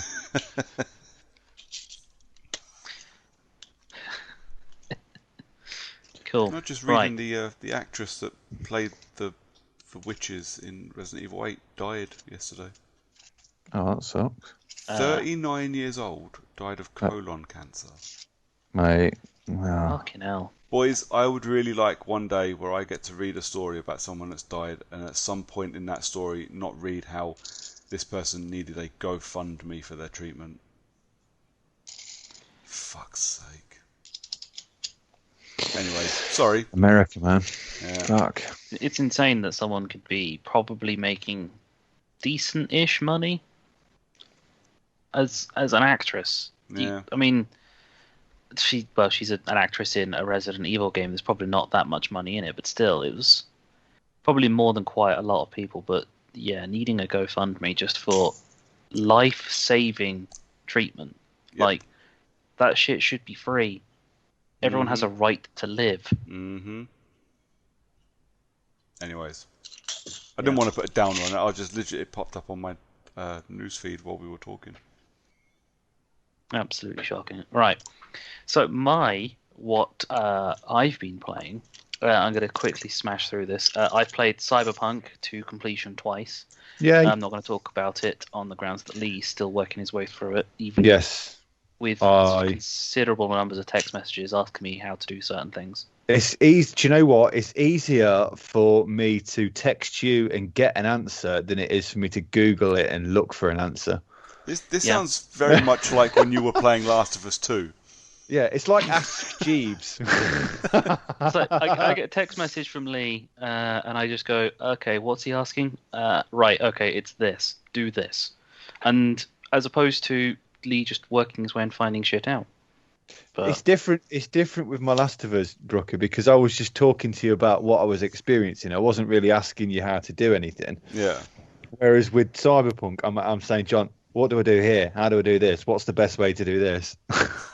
he's basically asking me to play the game for him when I'm it's not. I just, it's such a big game, and there's so many stats, and there's so many ways that you can build your character, and so many things to do, so many places to be. And just kind of trying to get my head around the little niggly bits that I want to know about, so that I know whether to bother doing them or not. I gave Lee the obvious advice of it's your first playthrough, hit the story until you get to a certain point and then decide what you want to do from that. But when it comes to building a character, that's why I kept asking you, what is it that you want to do? Because what it is that you want to do changes entirely how you build your character. Yeah. There's Well, no you can point reset throwing perks, but can you reset your level skills. No, skills? See, this is you the thing. can't reset the skills, just the perks inside the skills. See, this is what really sucks, and that forces you into doing. You should be able to do both. You should be able to do both. And to be fair, once I'd got myself, because leveling up and you get your perk points and you throw them into the stuff, after a while you kind of realize, well, I don't need this one anymore. I can just do this one instead, or I don't need this one because I don't really want it or use it. So, for instance, some of the quick hack stuff or some of the breach control stuff. You just go, well, I don't really use this breach anymore. Because I don't think that's a bit pointless to have it. So respec yourself out, and suddenly you've got an extra point to throw somewhere else. So it's I've finished now twice playthroughs. I've played through with a female nomad and a male street kid. So when the Series X version comes around, or they put out an expansion, or both, I will probably do another playthrough Corpo style, which I think that's what Lee's picked for his starting. Actually, pretty good, if I'm honest. Yeah. I didn't like the opening to Street Kid. It was a bit It was short. supposed to be the weakest one from what I've seen. Yeah. As far as openings go, Street Kid was probably the weakest by a long way, and Nomad was by far the best. But again, I've not played the other one. Overall, it doesn't matter which one you pick to start with. You just get 3 different prologues. It doesn't make any difference to the essentially overall game, aside from conversation trees randomly, where you get the option to choose your background bit of text. Sometimes it gets you out of fight, sometimes it gets you into fight, sometimes it just gives you a bit extra. Yeah. The same as I seem to get a lot for Corpo. I'd got Yeah. the achievement for using it 10 times before I'd even finished the first mission, I think. Yeah. So okay. So with Corpo, yeah, there's a lot. Nomad. It took me until Act 2 to get it. So, and obviously I couldn't get it a second time, but it did take a while with Nomad because there just wasn't a lot of opportunities to use it until I got to Act 2 and started meeting nomads. Funnily enough. But Street Kid does show up a lot when you're inside the first area because the Street Kid starts inside the city with, well, fixers and shit, so it's kind of works out. Overall, I've enjoyed my second playthrough considerably more than my first, but that was because I didn't like the character that I was playing in my first playthrough. I don't know what it was about her. Just there was something that I enjoyed to start with, and then I think it was the Christmas break where I had essentially 3 weeks off of playing it and coming back to it. And then so second playthrough, Lee, if you do end up putting another playthrough into it, you'll probably know a bit. Well, you'll know a lot more about the game by then. And you'll be able to make some different decisions, probably better and worse decisions, because you want to see what the other outcomes are for certain things. There are 4 achievements for finishing, basically 4 ending achievements, which is really fucking stupid. Yeah. So, I honestly don't see me ever playing a game like this again. Mass Effect, I think, was the only one that I ever went through, and I only ever really went through that twice properly. Yeah. I did eventually go through a third time, just doing whatever the fuck I felt like. But essentially, I only ever went through one good, one bad. You know, I don't see me playing through this again. This is just too big to have a second playthrough. Absolutely, the game is fucking huge. So this is like going back and playing Assassin's Odyssey again, just for another playthrough. It's just. I mean, my second playthrough went over 80 hours. Yeah, no, fuck that. I'm not doing that. My first playthrough was less than 40, but I didn't do everything. My second playthrough, I have done everything except one job, or rather one NCPD scanner job, because it fucking glitched on me and I can't finish it. So my map is completely clear, bar that one thing. Sucks to be you, bro. Yeah, it means that I'm sat at 98% of an achievement because all I need to do is finish that one. So at some point, if I ever want to get that achievement, I need to jump on my other save. Luckily, I've got another save, and fix and just go through and clear that area out. Luckily, it's not a particularly big area, but it's still a lot of effort to go into to get that clear, be able to clear that one thing because there's no fix for it. Depends if the completionist and you can let it go or not, there, doesn't it? Well, that's the thing is that I'm so close to all the achievements. Like, I mean, there's 2 endings I don't have, but the point of no return is a save point, so you can just do the other endings that way. So it's actually pretty easy to get all 4 ending achievements. Because you can... point of no return is before the final choice. Before the penultimate choice, before the final choice. Whatever. That gets you the opportunity for making one of those 4 options. And I've got 2 other... just gameplay ones, like shooting a grenade out of the sky with a revolver, which I've done, but it didn't give me the fucking achievement for. Really annoyed me, that one, because it's actually really fucking difficult, funnily enough. And I need to kill an enemy or damage an enemy, I can't remember which, within 5 seconds of the enemy killing me. Basically, let them kill you and lob a grenade then. Well, I mean, let them kill you, revive yourself, because that's the whole point, is that it's a second life option. So you get flatlined, second life, and then kill them. So whack it on easy, throw a weapon that's got ridiculous damage on it, and just stand and wait for that one person to kill me, and then sort them out afterwards. But still, it's a little bit of extra effort that I'm not overly enthralled with having to put in. It was hard enough to get 2 incapacitations or kills by doing the superhero landing, which does almost fuck all damage. I seen the image for the skill, and I just thought, I am never gonna get that fucker. Yeah. So, actually, that's quite a funny achievement to get. To be fair, it's if you incapacitate a group of people, and then pick their bodies up and lie them down next to each other, and then jump on something, you then have to save the game, reload that save, and then do the superhero landing next to them to kill them for it to count the achievement. If you don't reload the save, it doesn't count it.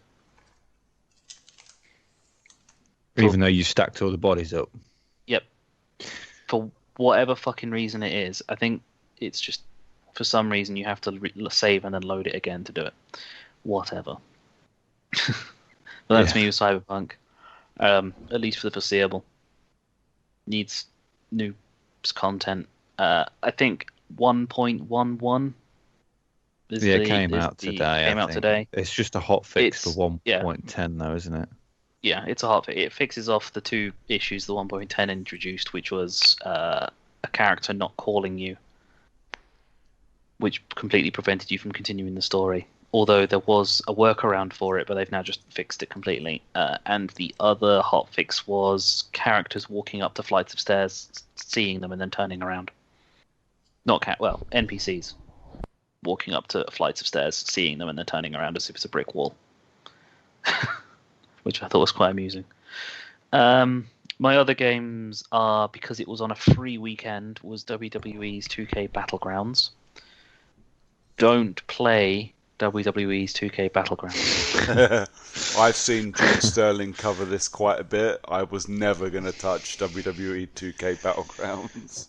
You would think a console as powerful as the Series X could handle you skipping the entrance cutscene. Because the game is so poorly coded, if you skip the entrance cutscene too early, it crashes the game. Because it just doesn't know how to handle it. I'd had 4 matches, only 2 of them within me having to load the game up. So I loaded the game up, did a match, went to do the second one, game crashed. Then did it again, played 2 matches, game crashed. Third time, next load up, and it's just I reached the end of the match, the game crashed, and I just went, you know what? Fuck it. There are 12 achievements, all of them insanely easy to get. I have 4 of them, and I am not planning on doing any more. It looks fucking tripe. It does. It looks utter shit. But that's the thing is that they released this because Yuke's, the guys that used to make the old WWE games, lost their contract because their games were absolutely trash. So, because 2K still had the license to have to put a game out, they just did this instead. They went, fuck it, we're going to make a fun, over-the-top game and see what happens. And they released it, and it's absolute garbage. And no one should ever play this game, regardless of how free or easy the achievements are. Funnily enough, Ukes have been signed to a contract with AEW, which is the competitor to WWE now. So, yeah. There'll be another equally shit game coming out then. More than likely. And my other game that I've played, which I fully loved, was Donut County. And I can't even explain why I loved it, apart from the fact that I was giggling like a little girl playing it, because the text, because it's all text-based speaking conversations, was just fucking brilliant. Like, and the characters themselves are just completely lovable. Like, it's you're in a county of essentially animals, so they're all really cute and funny. And the character you play as is essentially, you have. I can't tell whether it's supposed to be a woman or a bloke. One of the characters, but I'm going to go with a woman because their name's Mira. And then the other character you play as is BK, who is a raccoon. And the objective of the game is essentially Katamari Damacy style. You move a hole around the map to try and get all of the trash and everything else into the hole as the hole gets bigger, and you complete challenges to then finish the game. And overall, I've got all the achievements for it because it was an easy 1000G, but it took more than one. I did play through more than once just because I really enjoyed myself playing it, and like I said, the conversations are fucking brilliant. So fully recommend everyone to play Donut County as it's on Game Pass, and you really fucking should play it. Okay, I'll download it There's then. that. Sold. Get on Donut County. Donut County is more fun than Cyberpunk was. So there's that. Okay, Definitely my game of the year. so far. Third week of If January, something- man. Yeah, third week. If something else comes out this year and makes me not think about Donut County in any capacity, then it'll probably beat it. But so far, nothing. I don't think anything will come out and make me giggle the way that Donut County did. So yeah, there's that. Which leads us to our final segment. 2 hours later from the start of this, which is our challenge for the year, or specifically January's version of the challenge. Lads, we played Battlefront 2 because I said we had to. Yeah, we did. How does everyone feel about Battlefront 2? It was alright. Yeah, the campaign was fine. I can take or leave the multiplayer. Did you play much of the multiplayer, guys? A couple of matches. Nah. I didn't know what the No. fuck was going on most of the time. I played enough when we played it at EGX a few years ago. I knew it wasn't for me. And frankly, after playing the campaign, I knew the multiplayer probably wouldn't be for me. So I didn't No. bother. So, I still found it amusing how we all knew exact moments of the fucking campaign that we were all playing and all getting really frustrated with. Like Yeah. the Skycar section when we were It didn't investing on bother me Vespa. because I did it a second time, so that was fine for me. But I can see why you two got pissed off with it though. Yeah, I got annoyed at Yeah. that. It only took me a couple of times, but I got annoyed at it. I was more annoyed at the shitty checkpointing. Yeah, because you're Yeah. right at the start again. 'Cause it's All so the fucking conversation. slow. That was a And long then flight. 3-hour drive to get wherever you were going.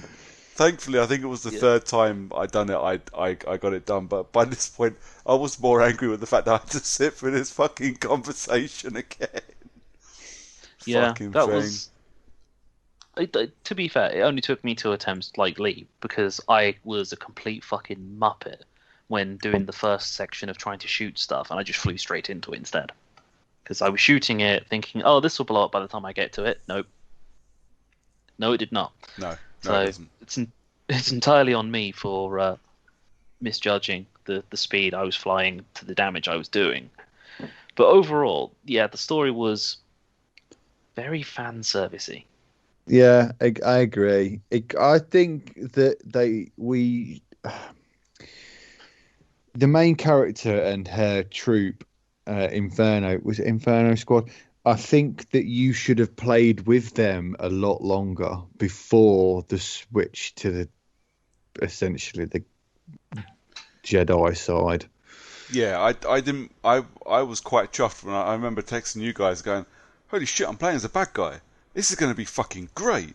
And no, was Yeah, playing as I a bad agree. guy for I mean, a it was whole like hour. what, one mission? Yeah. That was that was proper infuriating how quickly you go and turn to being not the bad guy. Like, it was super annoying. I was that switch, like midway through the second mission, was literally just like, really, come on. It's just why would you bait and switch like that? Like, all of the marketing was you being like special forces on the Imperial Army fighting back on the essentially on the end of the Battle of Endor, and just going, you know what, we're going to carry on the story and we're going to see how the Empire, or rather the Imperial forces, followed on from that, because obviously they must have done in some capacity, and as we've seen with The Mandalorian and the later Star Wars films, that there is still an Imperial presence further on in the time frame. It wasn't just, oh, the rebellion won, there's a new republic, and everything's happy. So it's yeah, it's kind of annoying. Although I did find it quite amusing how the secondary protagonist, secondary character, was the one of the detectives from The Bill. Because as soon as I heard him talking, I was like, I know that voice, because I was watching the episodes of The Bill he was in like literally 6 weeks ago. Why? Because Is the bill still on? Or were you no, it's watching not. The bill repeats has on ended. Dave? Drama, but yes. Literally for the last 30 years of drama's existence, or however long it has been, they've been doing nothing but showing The Bill from start to finish. Like once it ends, they just go, and now for the first episode of The Bill, and that's like 20 years worth Great. of episodes, but they do it daily at like lunchtime, so you get none of the good action either. Because I mean, The Bill's a post 9 p.m. production anyway, so it's like, and then also they have the episodes that are on later than that, so they can do even more gun violence and stuff. But it's fucking brilliant how it's like you have a scene, and then all of a sudden it's like skips forward about 5 minutes because you just missed someone getting shot or stabbed or something. Nice. It's like watching, well, what became of Arrow in this country because they were putting on at 7 p.m. It's like, well, this is completely fucking pointless because the dude is clearly shooting people in the chest with arrows, killing them, and we're not seeing any of it. It skips big chunks of story because of it. So, yeah, the guy was in The Bill, and I thought that was quite amusing for myself. But overall, good game. It was alright. But you wouldn't play it again. No, but obviously. Well, there's no reason to play the campaign again. But that's kind of the point of this whole thing, wasn't it? So you'd pick a game that you wanted to play, but we might not necessarily. I never would have picked up Battlefront 2 because my respect for dice games has gone down, and I have very little interest in Star Wars. So I never would have played Battlefront, for any other reason. But glad you picked it. I'm glad I played it. Campaign was alright. The DLC less so.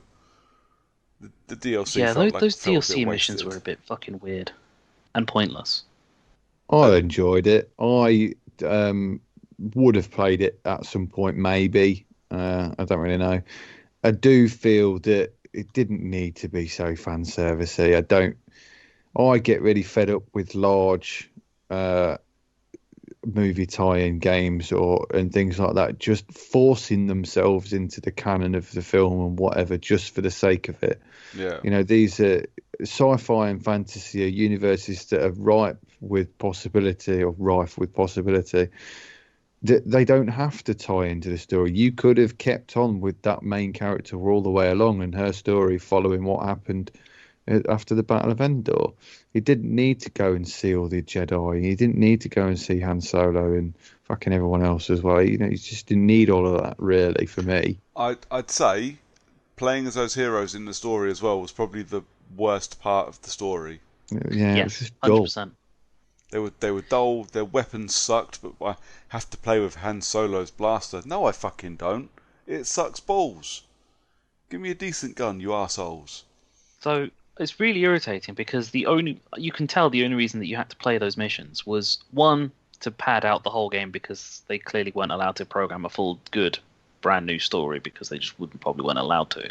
Yeah. And two, it was so that you could get used to using the heroes in the multiplayer. But you're playing a game where you start the game off as the bad guy. Why not give you the option to play as the villains at some point in the story? Because you didn't need to have... And it's still really annoying that the only antagonist video game in the Star Wars universe is the Force Unleashed stuff. Really, Yeah. you can't really include the Knights of the Old Republic, despite the fact that you are essentially the antagonist. Spoilers! of the overall story, you can still play it as the good guy Yeah, of course. because you are, in theory, But then I the good suppose guy. you could say the same thing about Force Unleashed, is because eventually, Yeah, what's the canon? You're the good guy. Eventually. yeah. I can't remember what the canon was in the end. Actually, there wasn't the canon where he turned good and then got blasted with electric and then turned into Starkiller.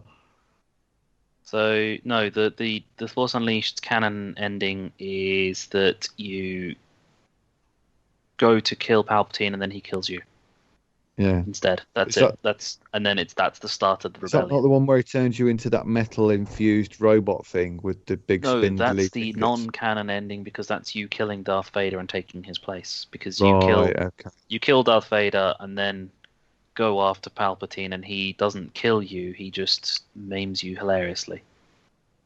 Right. Because it might be that in you killing Darth Vader, you get maimed hilariously. Yeah.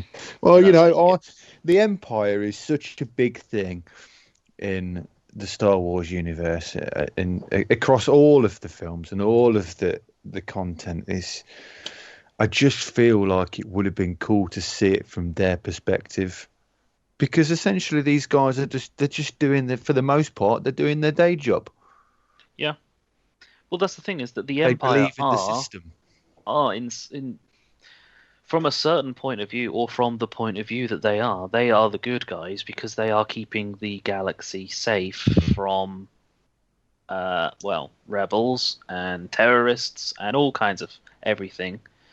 They are, as it were, America. The way they see it, America. they are the good guys, but in reality, you can't even say technically that they're the bad guys because, well, they're not really. Aside from the fact that they can do abhorrent things, but so do the good guys in everything.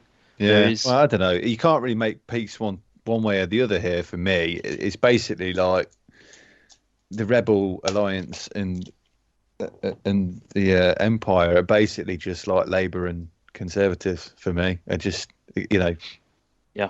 They're not the Rebel Alliance isn't a scrappy little collection of underdogs. It's a whole it's planet systems full of fucking stars. It's just shitloads of people. It's basically just the opposite. It's like everyone now. You've got your 50% right wing, 50% left wing. It's just the same shit. So but before the Empire and Rebellion, it was back in the days of the Clone Wars, it was the Separatists versus the Republic, and the Separatists essentially were also the good guys because they were unhappy with how the Republic was dealing with everything. So that's why they created a separate alliance, the collection of independent systems, as they were. Mm. They didn't want to be part of the Republic. They wanted to be away from that. They wanted to be self-governing, which they couldn't do in the Republic. So, well, there we go. For this game, all in all, I think for me, I would have preferred it if we had spent more time playing as an Empire soldier or killer, or assassin or whatever, something along those lines. Even if you'd have played each part of your team, because obviously they were specialised members in a specialised team. So playing each member of your team separately throughout, that would have been essentially a better training mission for the multiplayer for me. And then if they'd have just stopped when somebody somewhere had thought about going, let's let Luke do something for ages while we smash bugs. If they'd have just cancelled that idea and done something else, because the bit where you have to smash bugs is fucking tedious. I think, if I remember rightly, Battlefront 2, the original Battlefront 2, had a better story because it was set at the end of the Clone Wars, and you were playing as clones who then later became stormtroopers. You essentially played as the 501st, which is all Star Wars fans know the fucking 501st. And then from that you became the stormtroopers known as Vader's Fist, because you were the guys that did Order 66 on Coruscant, and then became his clone army. Plug with that name once. Bitches. Probably. So you then became I think that That's was the Crash only- Your Aunt. Yeah, you became the only stormtroopers who were still clones, versus all of the others which were not clones, just recruited soldiers because Empire. So yeah, there's that. The story to the Battlefront 2 original was better than Battlefront 2's new story, which makes me sad. But overall, decent game. Won't play it again. Probably won't ever install again. And it was fun to play because it was free. Which leaves us with Lee's choice for February. Yeah. What are we playing?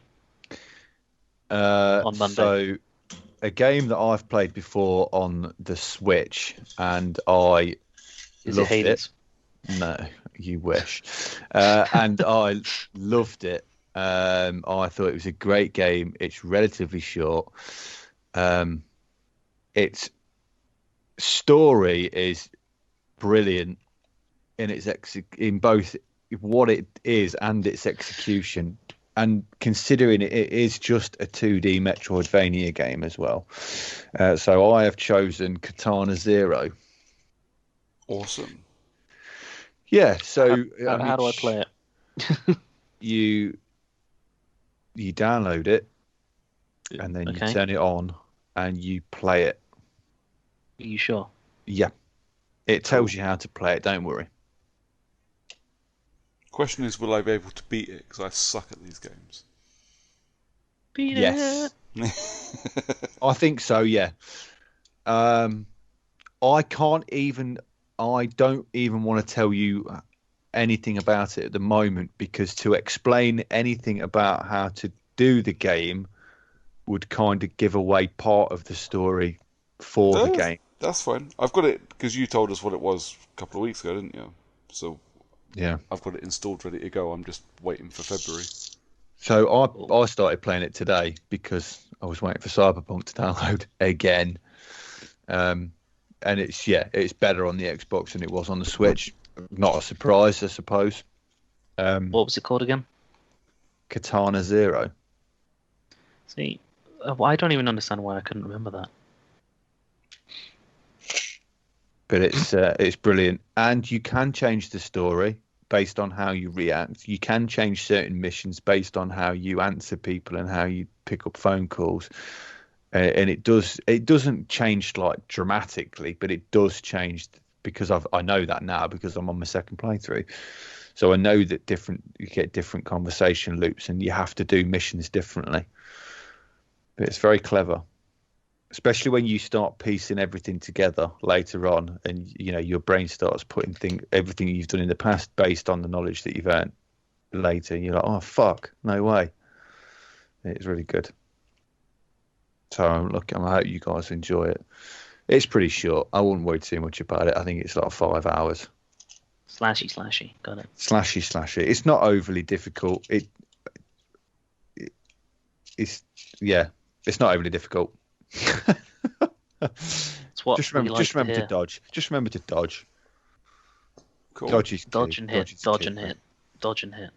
You And then dodge is hit, and the other trigger button that does something else is handy too.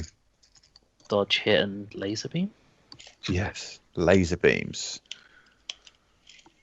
But it's Who pretty loves dope, laser beams? and the Good soundtrack's face pretty laser. cool. It's post. I don't know. It's hard to put it. But it's basically cyberpunk.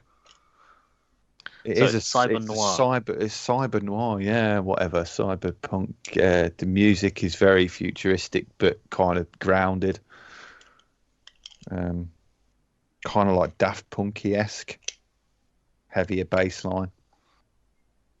But it's pretty cool. That is, swinging back to it, that is one thing I do like with Cyberpunk, is the music on the radios. If you can find it, if you find the of the right car, yeah. radio station in your car that you like the music for, it's pretty decent. Yeah, I've not bought another one yet. I have been advertised about 50 though. It's not necessary to buy the cars, because the best cars you can get hold of are all free. Yeah, but I Like still the want one at the The start. fastest car you can own is free. The best car overall that I've used is also free. It's also free.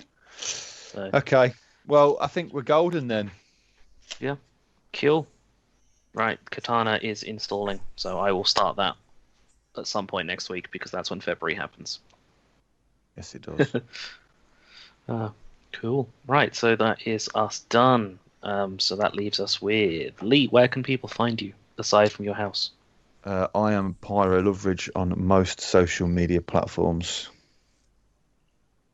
And Brooker. I am Brooker411 on Twitter, and hopefully in the next couple of days, I'll be putting out another episode of my horror podcast, which we're hoping to have come back a little bit this year. So that's at Mild Threat Pod, and that'll be next week, hopefully. Scary stuff indeed.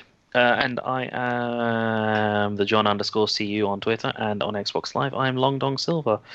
But if you don't like us as individuals and you only care about us as the collective unit that is Character Unlock, then just find Character Unlock on Twitter, Facebook, and this podcast, because that's how you're listening to us right now.